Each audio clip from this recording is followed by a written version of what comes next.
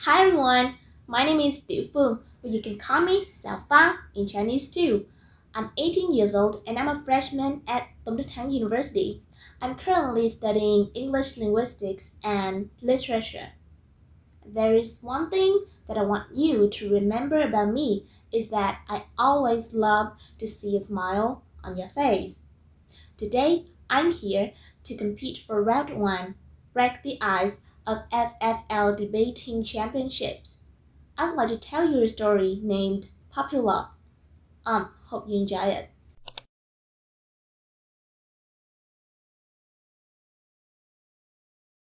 The young boy, who had been wearing a steel brace on his left leg for the last 4 months, walked through the front door of his home with a newly purchased puppy in his arms.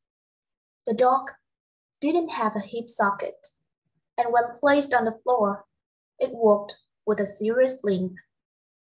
The boy's selection of a physical challenged puppy intrigued his parents, for he had been down and out. But with his new companion at his side, they sensed a newly revitalized spirit of hope and enthusiasm emerging from his soul. The next day, the young boy and his mom went to see a veterinarian to find out how he could best help his little dog. The doctor explained that if he stretched and massaged his puppy's leg every morning, and then walked with him at least 1 mile per day, the muscles around his missing hip would eventually strengthen to the point of no pain and less of a limp.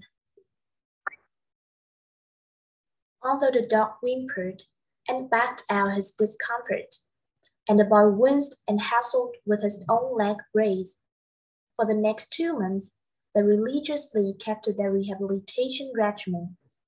By the third month, they were walking 3 miles every morning before school began, and they were both walking without pain. One Saturday morning, when returning from the workout, a cat leaped out of the bushes and startled the dog. Breaking loose of the leash, the dog darted into oncoming traffic.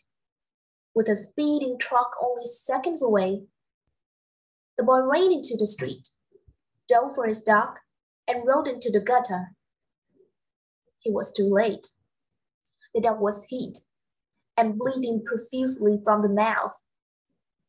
As the boy lay there, crying and hugging his dying dog, he noticed that his own leg brace had broken off.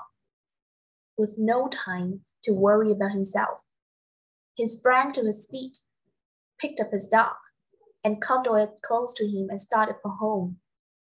The dog quietly barked, giving him hope and turning the boy's jog into an all-out adrenaline sprint. His mother rushed him and his suffering pup to the pet hospital. As they anxiously waited to see if his dog would survive the surgery, he asked his mother why he could now walk and run.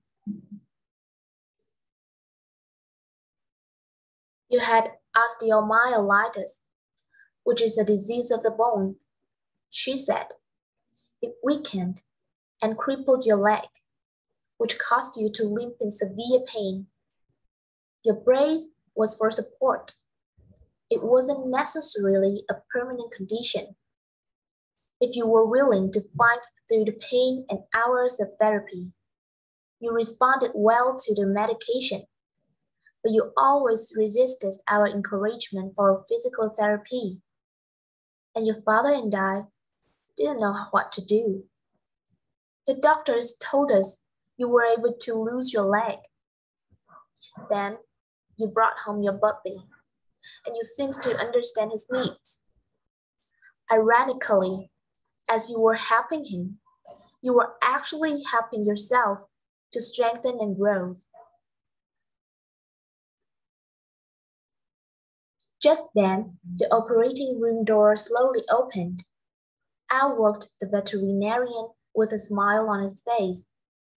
"Your dog is going to make it," he said. And the boy learned that when you lose yourself, you find yourself.